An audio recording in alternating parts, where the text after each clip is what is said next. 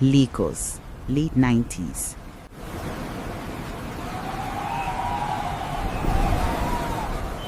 Rain drums on zinc rooftops.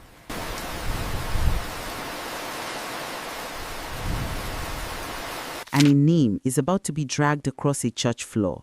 New Dawn Parish, we face a moment of truth today.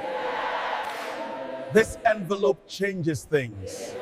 3 weeks earlier, on a sleek stretch by CMS, a construction girl in a yellow vest knelt in the road and saved a stranger while everyone else held up their phones. She didn't know his name. She didn't wait for thanks. She just stopped the bleeding and went home. Tonight in Surulere, that same girl stands in front of 200 neighbors as bank papers glow under fluorescent lights. They tell her to return money she never touched. They give her 7 days before the police are called. And at the back of the hall, a man in a charcoal coat listens, jaw tight, because he's the only one who knows how the truth got twisted. He can clear her name with a single sentence. But if he speaks, his face will set off headlines from Lagos to London. And what started on a wet road will explode into something none of them are ready for. If you've ever been blamed for something you didn't do, stay with this. Sometimes the person you save is the only one who can save you. Under the rain-lashed roof of New Dawn Parish, the countdown begins now. African Karma Stories. Lagos, late 90s. Rain drums on the zinc roof of New Dawn Parish in Surulere. The hall smells of damp cloth and floor polish. Fluorescent lights hum. 200 neighbors shift in their seats as water slides off a yellow construction vest and gathers in a small shining pool on the tiles. Temi Ogunleye stands in that pool, hands loose at her sides, boots leaving wet circles that look like targets. She has dust under her nails and a careful way of breathing, as if she can hold herself steady by counting. Ever notice how a room can decide who you are before you even speak? At the front, Pastor Tunde Lucas smooths a crumpled envelope and pulls out bank papers. Yellow lines run across them like warning tape. His voice carries, solemn and hard.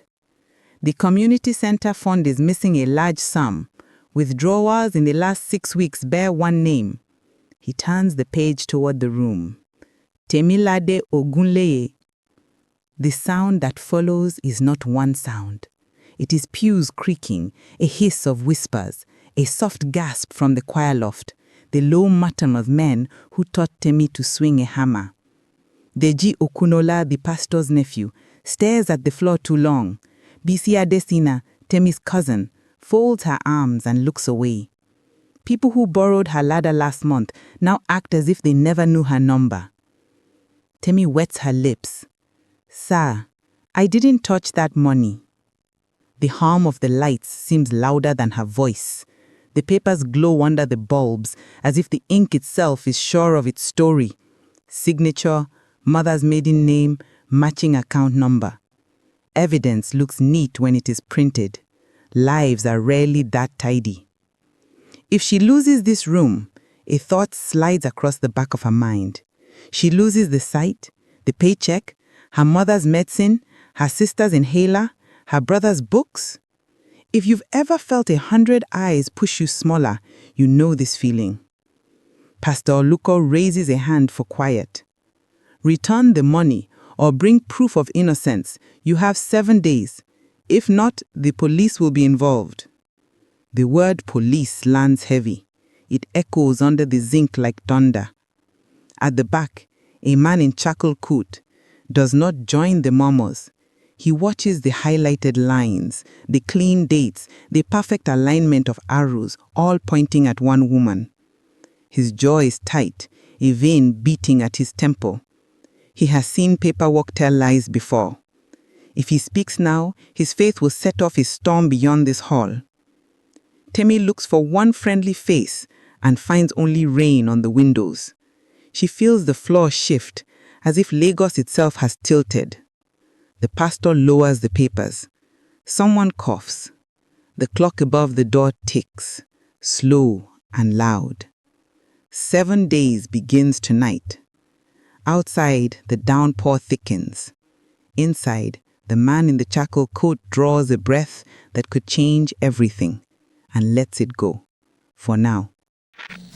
The rain does not let up when Temilade steps out of the church. It thickens as if Lagos itself wants to scrub the night clean. She walks home in that steady sheet, the ultimatum beating in her head with every footstep. 7 days. Return money she never touched or face the police. If you've ever had your name tied to your family's food, you know how thin the thread can feel when someone takes a knife to it. At the flat, the corridor smells of kerosene and wet shoes. NEPA is out again. A lantern sighs on the table, throwing soft gold over Mama's sewing kit and a stack of hospital receipts. Dami coughs from the bedroom, the wheeze that comes when the air is damp. Her inhaler is half used. The pharmacy keeps it behind the glass now, new price written in red marker. Tomorrow they will ask for money Temi does not have yet. Mama flexes her knees once, quietly, before she stands to hold her daughter. Pride keeps her upright. Pain keeps her careful. Tunde's exercise books are spread under the lantern, the margins full of equations and small drawings of scaffolds. School fees are due in 2 weeks. Mr. Emeka will need Temi on site by sunrise for roof trusses.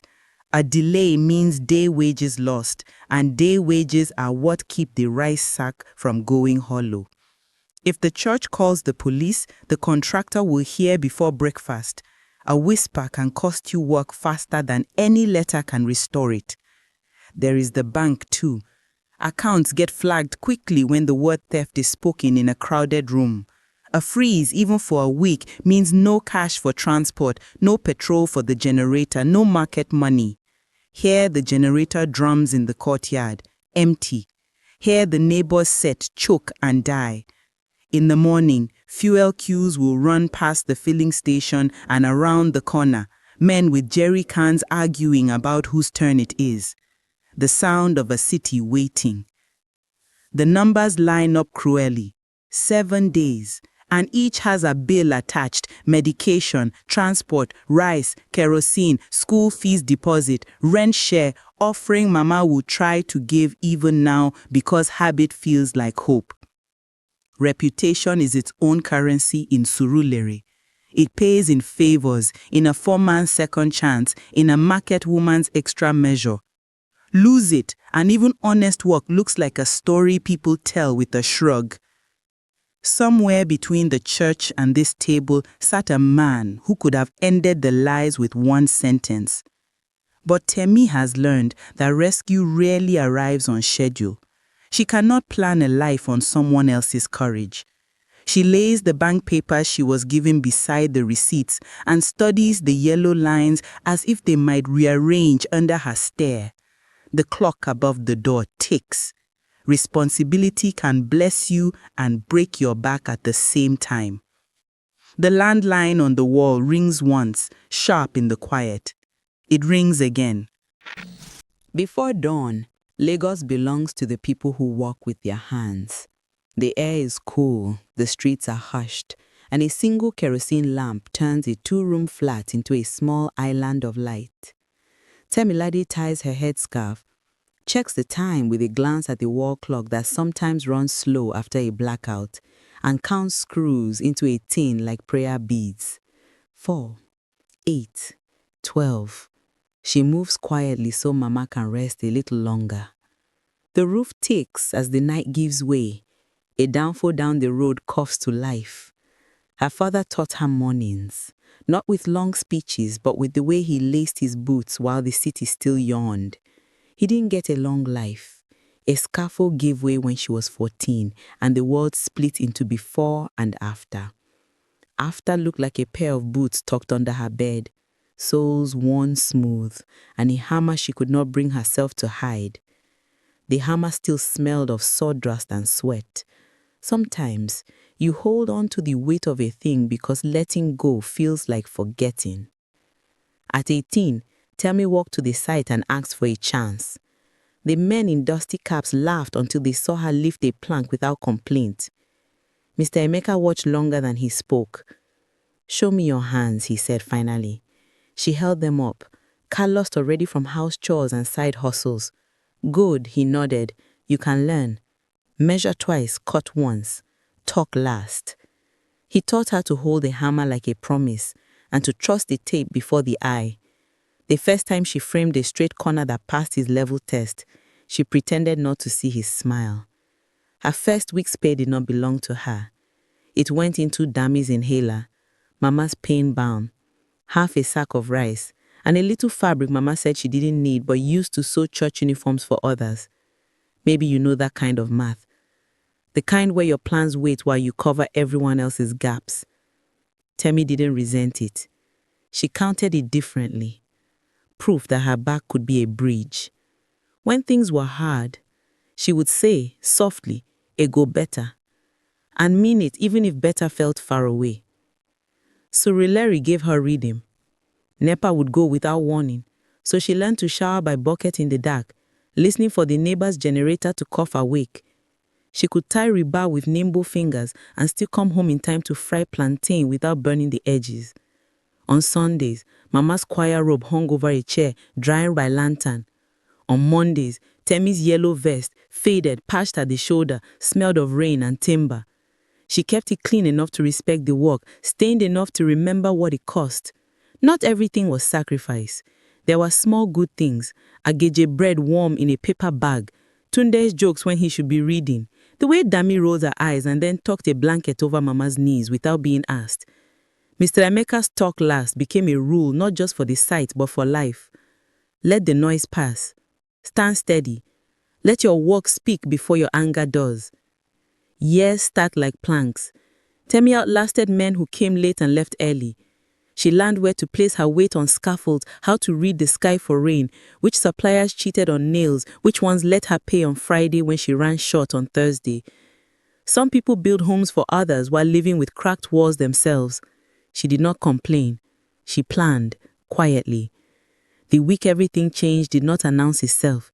It started like others. Kerosene hiss, boots laced, a short prayer by the doorway. She grabbed her vest, slung her bag over one shoulder, and stepped into a morning that felt ordinary. She could not know that by sundown, the same hands that had learned to measure and lift would be pressed against a stranger's head wound on a road by the water. She could not know that kindness would set a fuse, and that fuse would burn straight to a night of fluorescent lights and papers with her name on them. She closed the door gently and headed out, trusting the shape of a day that was about to bend. By late afternoon, the sky over Lagos Island turns the color of wet slate. Traffic slides instead of flows. Horns become a kind of music you don't choose. Near CMS, hawkers shelter under nylon sheets, calling out gala and pure water over the hiss of rain. Temi's yellow vest is dark with it, her boots slick, her mind halfway to dinner and sleep. The air smells of brine and exhaust. Then the sound cuts through. A hard screech, the thud of metal's mistake, and a gasp from a crowd that wants a story without a task. A black sedan fishtails, clips a man at the curb, and straightens like nothing happened. It does not stop. The man in the charcoal coat folds to the ground in a way the body should never fold. People surge and then stall, eyes wide, feet unsure. Someone shouts Jesus. Another says sorry-o, as if the word could stitch skin. A plastic bag skates past, lodging against the man's shoe. Temi is moving before the noise finishes.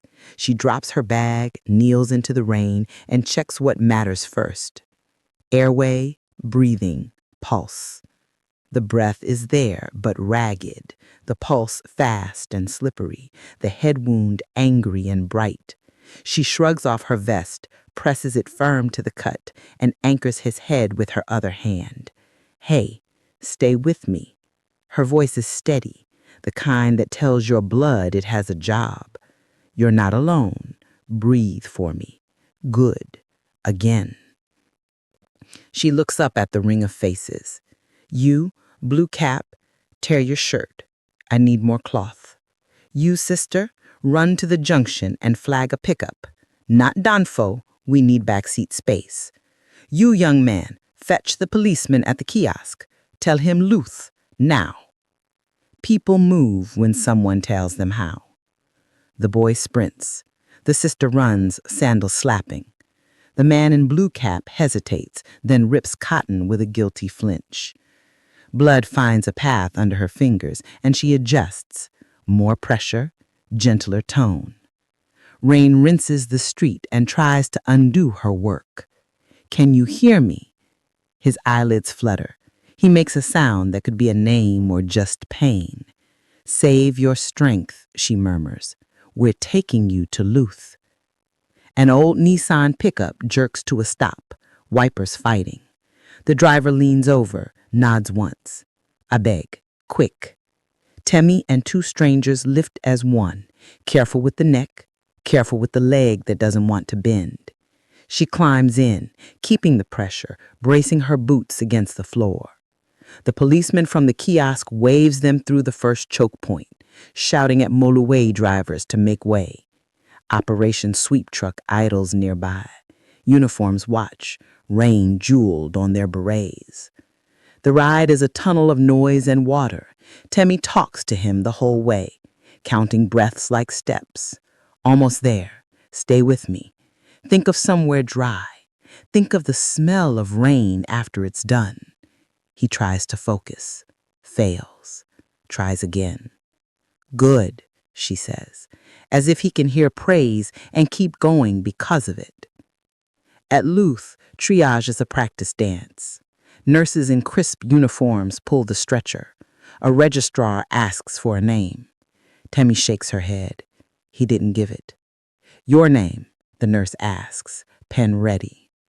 Temilade Ogunleye, then steps back so hands with latex can do what comes next. The fluorescent light is the same color as the church hall will be 3 weeks later. She doesn't wait for thanks. She wipes her hands with someone's torn shirt, picks up her wet bag, and slips into the evening that has turned darker than the hour. Behind her, a man will wake soon with a line of stitches and a name he can't shake. Ahead of her, neon flickers. Somewhere between those two lights, a story changes direction. At the fundraising table outside New Dawn Parish, the generator thumps like a slow heart. Deji Okanola smooths pledge cards, smile polished, cufflinks catching light. He greets elders, says sir and ma like a song, making small jokes that leave people feeling seen. Behind the smile sits a ledger and a hunger. Status looks holy when you dress it in service. He arrived with the title Fund Coordinator and a Mercedes idling under the mango tree. He knew which photographs to take, which speech to give after the fire. Money moves best when one person holds the pen and everyone else claps. People like a savior. He liked the way they watched him when he played one. Across town, under hair dryers like rain, BC Adesina pins rollers and watches customers read gossip. Someone mentions Temi, how she laid blocks on Saturday before rushing home to cook for Mama. Praise lands like pepper in BC's throat. Same courtyard, same childhood, yet a hammer made Temi shimmer while BC's bright nails drew passing glances. Envy is not a shout. It is a small flinch when someone says your cousin's name first. Deji finds BC during a community discount day he organizes for Goodwill. He sits, lets her trim what doesn't need trimming, learns. You have steady hands, hands that deserve bigger rooms. Compliments are tools too. By closing time, he knows Temi's work hours, her habits, and that BC hates feeling second. Paper doors open easier than steel ones. As the pastor's nephew, Deji has a key to the church office. The cabinet smells of ink and old envelopes. Inside are volunteer forms, sign-in sheets, a photocopy of Temi's ID from a cement pickup, even a membership roll with mother's maiden names. He presses tracing paper over Temi's signature, rehearses until his wrist remembers her loop. BC stands in the doorway, perfume covering a thread of fear. "Are you sure?" she asks, voice barely above the hum. Deji doesn't look up. "For the project," he says. "For speed. Banks love paperwork. We give them paperwork." At Obalende branch, a clerk stamps forms without many questions. A booth photo from CMS serves as Temi's passport. The account opens under a rubber stamp's neat click. The first transfers are small, deliberate. 50 here, 100 there. BC receives an envelope with crisp notes and a promise. "You work hard. Let the community pay you back a little." She counts twice, swallows once, and tells herself, Temi will be fine without every compliment, every chance. "She never even goes out," she whispers to the mirror, "always the saint." Deji writes the story people will believe. If anyone asks, Temi co-manages. She signs for supplies. She has access. He practices disappointment in the mirror. "Such a shame," he says, perfecting the headshake they will trust. "Have you ever watched your reflection learn to lie?" Late that night, the door snaps shut. Thunder walks the street, and a door decides Temi's fate. Ceiling fans chop the warm air inside the Abalende branch. The room smells of ink pads, paper dust, and rubber stamps. A clerk thumbs a stack of mandate cards, specimen signatures that become the bank's memory of a person. Deji arrives early with a neat folder and a confidence that papers often reward. On church letterhead, a letter of introduction vouches for Temilade Ogunle, signed by Pastor Aluko. 2 passport photos, lifted from a booth near CMS, sit in a small envelope. A photocopy of Temi's ID from a cement pickup file, and a membership roll page supply an address and a mother's maiden name. In the late 90s, that is enough. The clerk slides a blank mandate card across. Customer signature. Deji has practiced Temi's loops by tracing them until his wrist remembers the turn. He signs slowly, to mimic care, then blows on the ink like a person who rarely holds a pen. The clerk glances, compares to the ID copy, nods. A rubber stamp lands, opened. On the form that asks where a statement should go, Deji ticks hold mail, collected branch. That box is a quiet door he can open later without a postman or a family mailbox. Accounts don't convict on their own. Money must move first. At the community office, Deji keeps 2 ledgers, one public, one private. In the public, vendor names look familiar: cement, timber, fasteners. In the private, petty cash vouchers cover withdrawals from the church fund in round numbers that raise no eyebrows. He redeposits at a different branch, filling a credit slip to Temilade Ogunle and writing Project Advance in the narration. Interbranch transit takes a day. On paper, the community center is paying its co-manager to purchase materials quickly. In reality, the cash will come back out in small, careful bites. Withdrawals must match the mandate. Deji uses the savings withdrawal slips, copying Temi's name in block letters and the practice signature on the line. When a teller asks a security question, he has the answer ready: mother's maiden name, the street off of Carolay where she grew up, even the baptism month from the church roll. On weeks he wants to be safer, BC wears a headscarf and answers instead because a female voice and a soft smile quiet suspicion. The teller stamps the passbook: amount, date, teller code. Rubber stamps multiply like footprints. The amount starts small, 50, 100, then swell as confidence grows. Over 6 weeks, the equivalent of $15,000 walks out the door in Naira notes, tucked into manila envelopes that do not blush. Every trail points back to Temi: her name on the account, her signature on the mandate card, her mother's maiden name on the slip, her address on the form, her face in a tiny photo stapled to the file. When the church asks for proof, Deji prints statements with the account name bold and the withdrawals neatly aligned. Evidence looks official when it wears ink and a border. Maybe you've trusted a stamp more than your own eyes. Maybe you've watched a file close like a trap. Systems meant to protect become weapons when the wrong hands hold the pen. Yet paper has edges. One teller notices a left-handed slant on the signature, while remembering Temi carries her hammer in her right. Another recalls a heavy cologne and a cracked green-faced watch. The mandate card shows ink pooled where a hand hesitated. These are small frays in a very tight rope. For now, the papers own the room. 7 days are ticking, and the bank stamp speaks louder than her voice, until someone asks the right question. Day 1 begins with rain and a silence that feels like judgment. Temi steps into the flat, squeezes water from her vest into a bucket, and watches the drip echo. The landline rings. Once, twice. Pastor Aluko's voice is careful. "We are praying.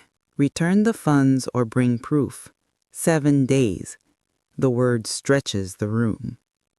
After he hangs up, Mama sets a plate on the table and doesn't ask for details. Dami's wheeze eases after 2 puffs. Tunde pretends to study but keeps glancing at his sister's face like he can carry a corner of it for her. Outside, a generator coughs and dies. NEPA has taken light again. Day 2, she reports to the site before sunrise. Mr. Emeka's eyes say more than his mouth.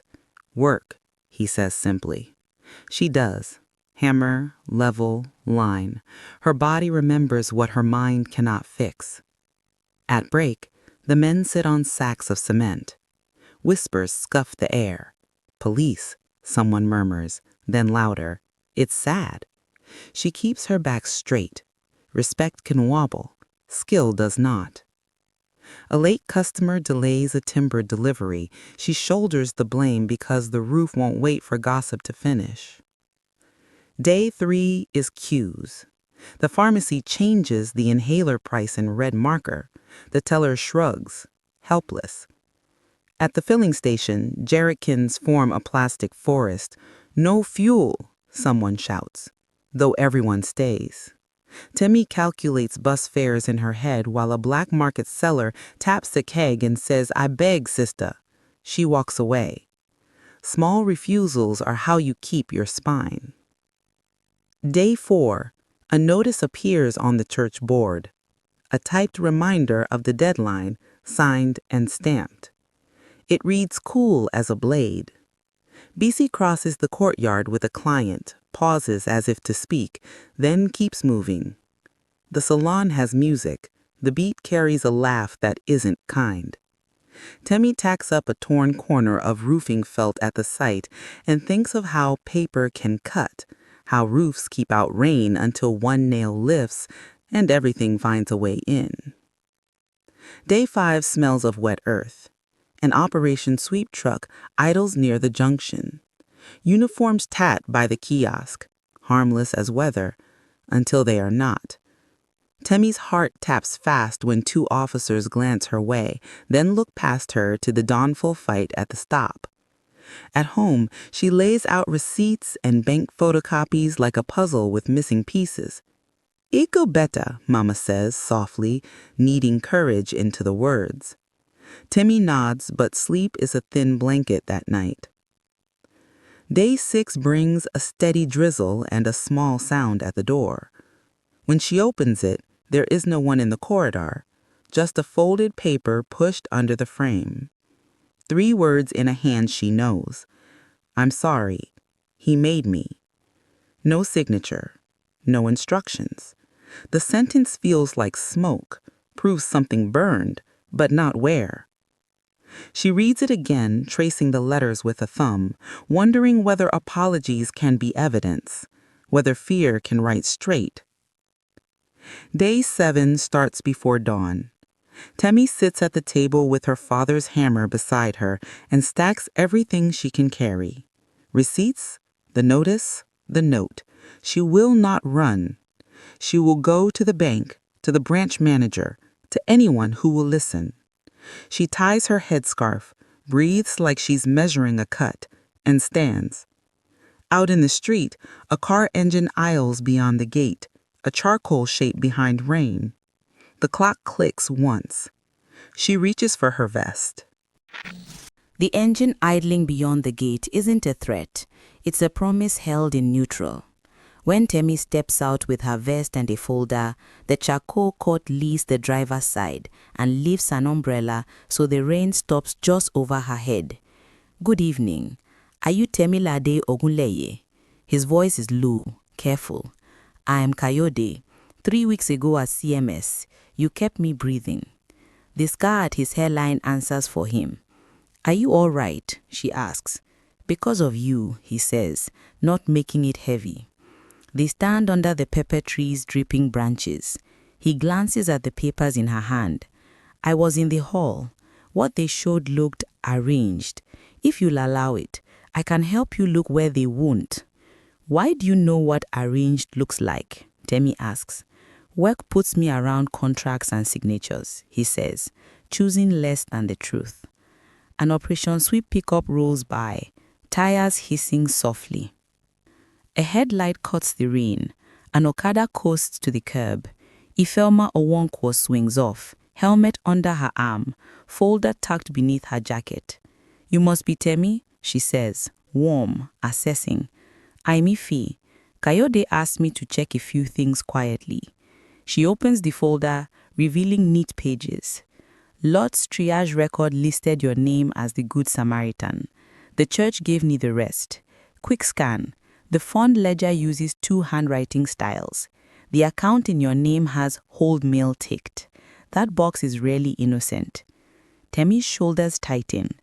"I didn't open any account. Then we start where paper pretends to be a person. We ask the bank to show you your mandate card and the hold mail log. They may resist, but with your ID, they can't deny the file exists." Kayode watches Temi's face, not the rain. "We go at 11, he suggests, when the queue is thin and managers are still polite. If you'd rather we stayed outside, we will." Mama's curtain stares upstairs. Somewhere a kettle clicks.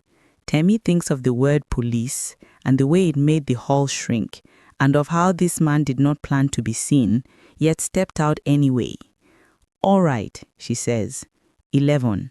Kayode nods once, an internal plan advancing a square. He produces a brown paper bag, agege bread and akara from the corner, for breakfast before we go. Ordinary kindness lands where strength is thin. Evenings in Surulere smell like onions meeting palm oil. The lantern throws honey light across the table, making the chipped plates look like heirlooms. NEPA is out, again, but the blackout softens the room, draws everyone closer.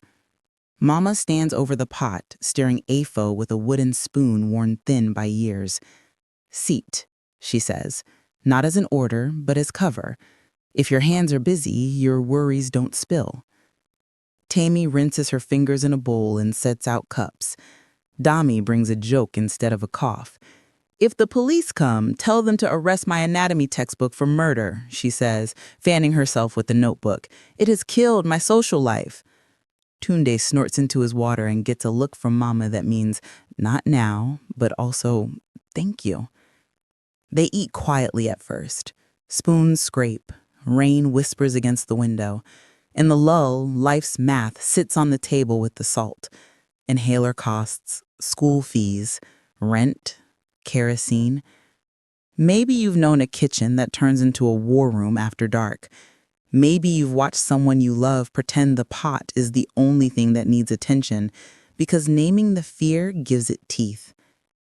Mama breaks the silence like a hymn. "Omo mi," she says, soft and full. Truth doesn't fear sunlight. She sets the spoon down, turns, and cups Tammy's face. Her hands are warm from the stove. Sometimes truth takes the long way to arrive, but it comes. Our work is to stand where it can find us.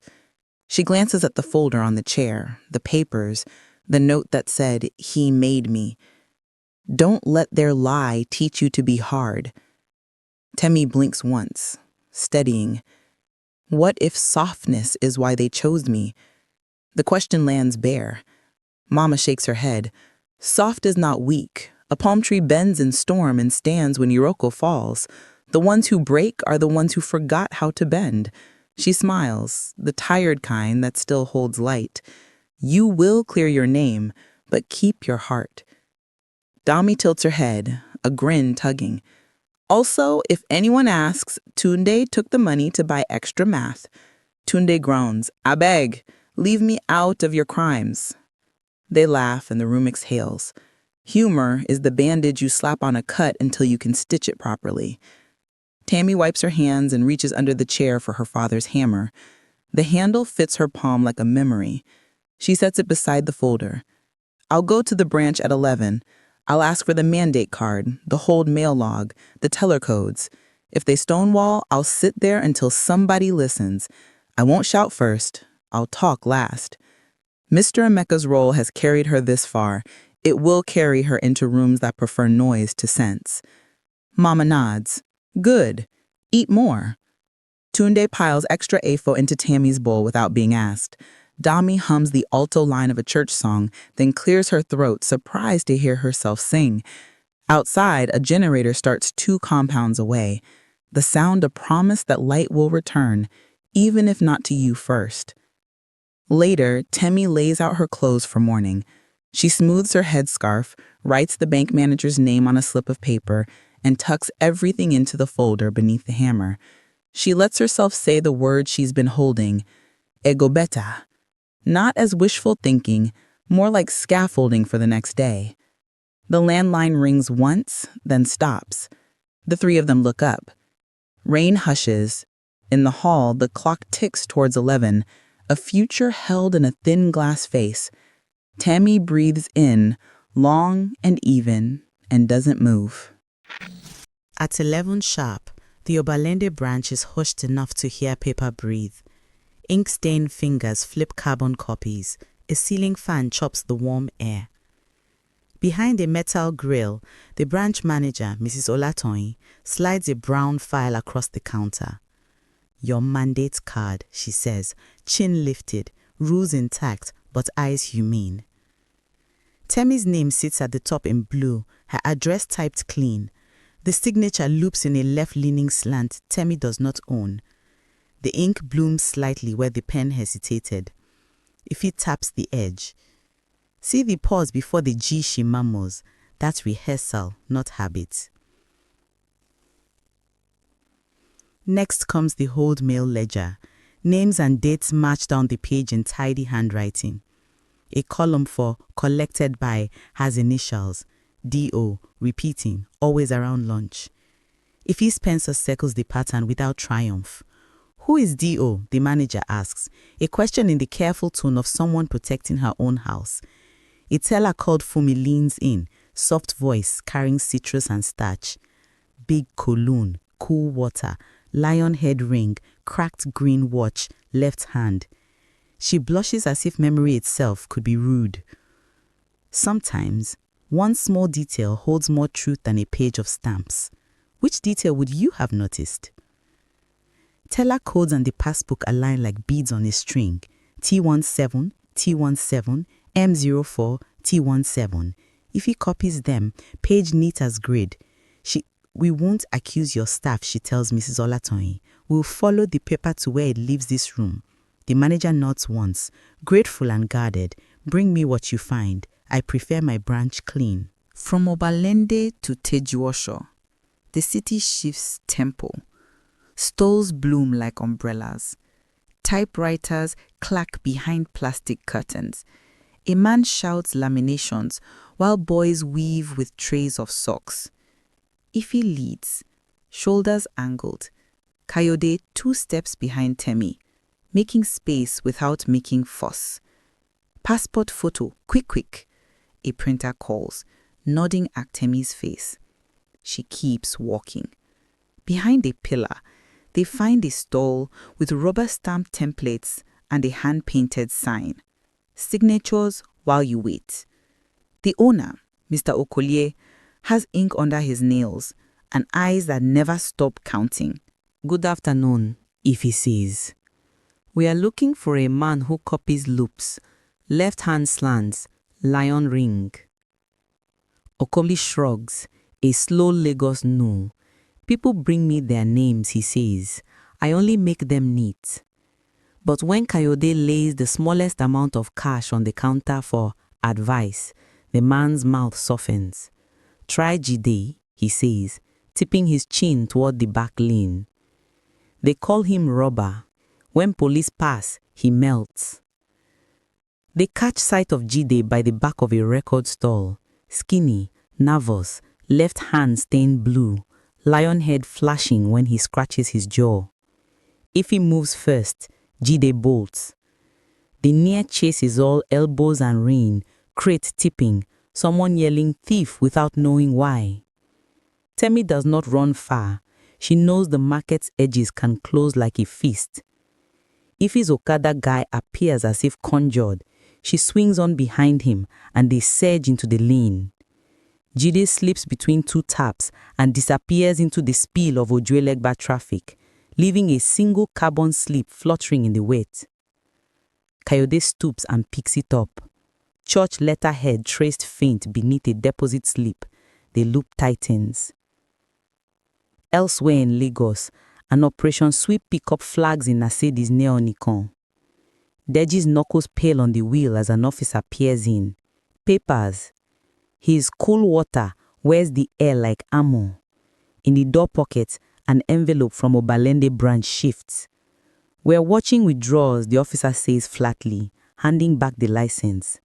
Deji nods, smiles stitched too tight, and pulls away slow. Confidence is a suit that shows every wrinkle in the rain. By late evening, the three of them stand where the city meets the Atlantic. Bar beach roars, waves muscling past sandbags, the wind carrying salt and rumor. The sky is a bruised purple, gulls drawing white slashes against it. Kayode's coat is around Temi's shoulders. She doesn't argue with warmth. You didn't have to run with me today, she says, voice low enough to be private against the ocean's constant talk. I didn't run. I followed your lead. She studies his face in the failing light. You look like a man used to rooms where people listen when he speaks. He almost laughs, then doesn't. The truth rises to his tongue like a wave, then draws back. My name is Ad. He swallows, chooses safety. Kayode, he finishes, softer. The pause hangs between them, noticed and stored. The sea keeps secrets until the tide decides. A phone rings somewhere inland, a kettle clicks off in a flat in Surulere, and a headline hasn't been written yet. Temi pulls the coat closer, steady against the wind. She says, tomorrow we pull another cord. He nods, eyes on the line where water erases footprints. Tomorrow. A newspaper hits a kiosk table with a slap that turns heads on Broad Street. The Guardian's masthead rides above a black and white photo, a scar at a man's hairline, a yellow vest blurred behind him. Headline, Bankole heir alive in Lagos, rescued by local builder. Subhead, Anonymous benefactor steps forward as church scandal deepens. Kiosk man whistle low. A woman buys 2 copies without bargaining. Hours earlier, under loose fluorescent wash, a nurse paused with a chart in her hand. She'd seen that face once on a Newswatch cover, years ago, before rumors said he'd vanished to London or to boardrooms you only enter with a different last name. She dialed a number on a dog-eared card. Kulne? It's Ifeoma from the ward. I think the Bankole boy is in Lagos, and the woman who saved him is the one they're accusing. In the Guardian newsroom, a fax machine began its slow sing while a reporter sharpened a pencil and circled a single word, motive. By noon, the church hall is packed beyond the aisles. Fans wobble, the generator thumps. Pastor Aluko stands at the front, lines around his mouth deeper than last week. Cameras click, film, not phones. Temi sits in the second pew with Mama's hand folded over hers. Dami on the other side, Tunde a thin line of bravado. At the back, he is no longer a shadow. He walks forward without hurry. The room tilts toward him as if pulled by a tide. "Good afternoon," he says, voice steady enough to settle dust. "My name is Adeyemi Bankole." The sound that follows is a hum that wants to become a shout. Faces turn sharp, then soft, then stunned. He nods to the pastor, then to Temi. "3 weeks ago at CMS, this woman kept me alive while others filmed. I have watched her accused with evidence that looks clean but smells wrong. I am here because truth needs sunlight, and sometimes a witness with a loud enough name." Ifeyoma steps to the side with Mrs. Olatunji, the bank manager and teller Funmi, who clutches her hands as if holding a secret still. Ife's voice is measured. "We reviewed the mandate card on the account in Temi's name. The slant's left. Temi signs right. Hold mail was ticked and collected by the same initials, D.O., 3 times a week. Tell her codes repeat in a pattern that matches one staffer's shift.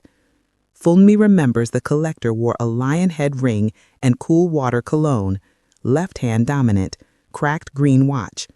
Funmi nods once, cheeks hot with the risk of remembering. An operations sweep officer stands quietly in the aisle, not looming, just present. Ife lifts a clear sleeve with a carbon smudge. We also found this in Tijuosho, a traced church letterhead beneath a deposit slip. When we asked around, a forger called Jide admitted to copying loops for a Deji who wore a lion ring. She looks at the pastor's nephew. "Deji Okona, would you like to speak?" Deji smiles the wrong smile at the wrong time. "This is a misunderstanding," he starts, but even his voice hears the ghost of cologne in the air. The ring on his finger catches a slice of light. The cracked green watch says the rest. The officer steps close, polite as a deacon. "Sir, please come with us." Confidence is a suit that shows every wrinkle when you sweat in it. BC rises before he reaches the door, tears already undoing her mascara. "I wrote the note. He made me carry forms. I told myself it wasn't real. Temi." Her cousin turns and all the years between them stand up. "I'm sorry," she finishes, and it lands like a plate put down without breaking. Pastor Aluko clears his throat, eyes shining with a pride he doesn't want now. "Temelade," he says, stepping toward her, hands open. "We wronged you. I wronged you. I ask your forgiveness before God and your mother and this house." The congregation shifts. One by one, people stand, not in protest this time, but in a rough, ordinary chorus of, "Sorry, Temi, we misjudged you. God bless you." Adeyemi turns to the room. An independent audit will be funded. Legal support is in place for Temi and for any staff pressured to look away. The community center will be completed. Some promises should be public. Temi's name is cleared, not by a cheer, but the quiet click of doubt unclenching. Outside, the rain has rinsed the streets clean. He and Temi step into the damp light. For a moment, no one follows. "Thank you," she says, an anchor laid without chains. He meets her eyes and lets the name sit between them without titles. "We're not done," he says gently. "The car at CMS didn't drift. It was pushed." Somewhere in Lagos, an envelope is already on its way to a doorstep. The day feels lighter, but one question still waits for its tide. New paint still smells like fresh rain inside the hall, and outside, a red ribbon trembles between 2 brass posts. Children press forward until their noses touch the line, eyes bright, uniforms a patchwork of hand-me-downs and pride. The generator hums. Microphones squeal, then settle. A new plaque waits on the wall under a square of cloth. Pastor Tunde Aluko steps to the mic, clears his throat, and for once keeps it short. "We thank God for restoration," he says, voice steady, gaze humble. Today we open the doors of the community center again, and we name it for a man whose hands taught so many to build. He pulls the cloth free. The brass letters catch sun. Robert Agunle Community Center. The name ripples through the crowd like a blessing finding its mark. Mama's hand flies to her mouth. Dami leans into her. Tunde stands taller as if he's grown an inch in a breath. Mr. Emeka places the scissors in Temi's palm. Measure twice, cut once, talk last, he murmurs, and she laughs through a sudden sting of tears. She cuts. The ribbon parts cleanly. The doors swing open and the children pour inside, their footsteps turning echo into music.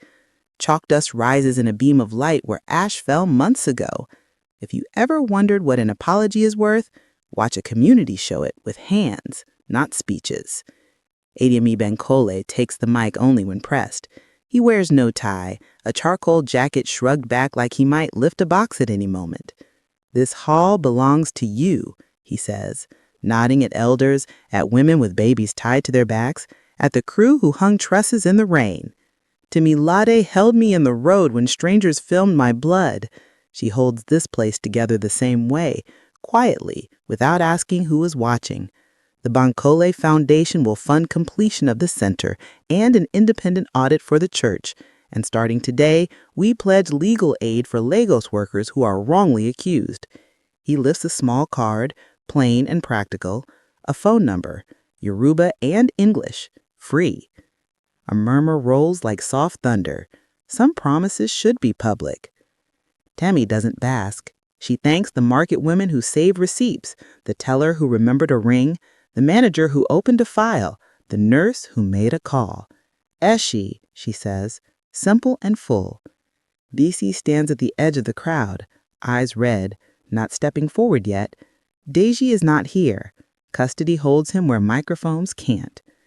Evening leans in. At Bar Beach, the Atlantic flexes, shouldering past sandbags stacked like stubborn thoughts. The wind tangles Temi's headscarf. She doesn't fix it. Adeyemi walks beside her in the hush that comes after a long noise. My name is not Kayode, he says, unnecessary but needed. I know, she answers, a smile that forgives the alias without excusing it. Adeyemi, she tries, tasting the syllables like something warm. He stops. I can build schools and sign checks. I can also choose to be a man you can trust when there are no cameras. He looks out at the line where water erases footprints and adds softer. I want to try, if you want me to. Temi considers. Soft is not weak. Mama taught her that. I don't want saving. I want partnership. Slow. He nods. Slow, he repeats, and in the salt-tanged air they make a promise without ceremony. Fingers lace for a moment, then fall. The ocean approves with a roar. Back in Surulere, light spills from new windows. A boy practices dribbling in the courtyard. A girl reads a poster about after-school tutoring. The plat gathers fingerprints already. Inside the office, Iffy stacks files labeled audit, legal aid, vendors. Work doesn't end when a ribbon falls. It begins. On a quiet street in Ikoyi, a plain manila envelope waits against a door. No stamp, no return. Inside, a grainy photo of a black sedan with a bull bar, a workshop receipt from Somulu, alignment, panel beating, push bar fitted, dated the week before CMS. A scribbled note in block letters. CMS wasn't an accident. Check, cut, holdings. The last letters smear. If he turns the page with gloved fingers, a second photo shows a familiar lion head ring resting on a mahogany desk beside a business card. Just a corner, just enough. Her phone buzzes once. Adeyemi. We're not done, he says, voice low and certain. Temi listens on the other line in the new hall, her hand resting on Robert's name. Some stories end with a ribbon. Some begin with an envelope. The sea keeps its rhythm. Lagos breathes, and somewhere a door waits.